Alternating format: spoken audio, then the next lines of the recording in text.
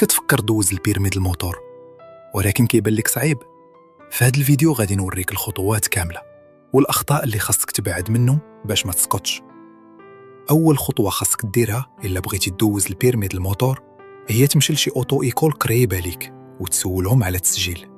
من تما غادي يعطيوك لائحة الوثائق اللي خاصك تكمل، كتكون غالباً نسخة من البطاقة الوطنية، 3 ديال التصاور، شهادة طبية للنظر والصحة البدنية، زائد استمارة تسجيل كيعطيوها ليك في المؤسسة. وأهم حاجة خاصك تكون عندك 18 عام. من بعد ما كتسجل كتبدا تاخد دروس في قوانين السير، العلامات والتشوير الطرقي. موراها كتبدا التدريبات ديالك على الدراجة النارية، والحصة كتكون مرة واحدة في الأسبوع.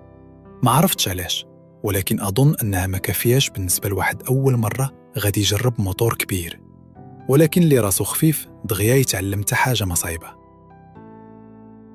غالباً الناس كيحتاجوا بين شهر حتى 3 شهور باش يكونوا واجدين، على حسب واش كتقرا مزيان قانون السير، شحال من مرة كدير حصص التطبيق، واش كتنجح في الكود من أول مرة ولا لا. يعني تقدر تكون واجد في شهر إلا ركزتي، وتقدر تطول إلا ما كانش عندك وقت أو كتسقط بزاف في الكود. فاش كتحس براسك تمكنتي من الكود والسياقة، كتقول صاحب المؤسسة ياخد لك الموعد اللي غادي تدوز فيه الامتحان. كتمشي تجلس انت والمترشحين في قاعة الانتظار.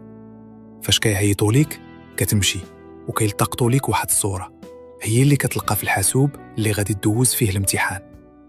كترجع تجلس وكتسنى يعيطوا لك للمرة الثانية باش دوز الامتحان. الامتحان كيكون عبارة على 46 سؤال، 6 د الأسئلة ديال الموتور، 40 سؤال ديال الطوموبيل، وهتبة النجاح. فاش كتدوز الامتحان هنا كاينين 2 احتمالات.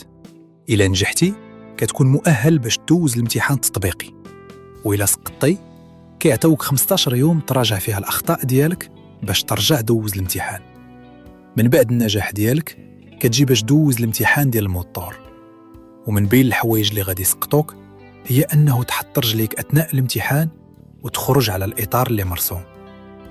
من بعد ما كتدوز الامتحان التطبيقي وكتنجح فيه حتى هو، كتاخد الرخصة ديالك الأولية اللي تتكون فيها المدة ديال 60 يوم.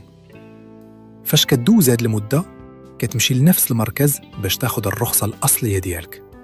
إلا استفدتوا معايا في هاد الفيديو ما تنسوش لايك باش يوصل لعدد كبير ديال الناس، واللي ناوي يدوز البيرمي يتوكل على الله، وإن شاء الله كل شيء غادي يدوز مزيان.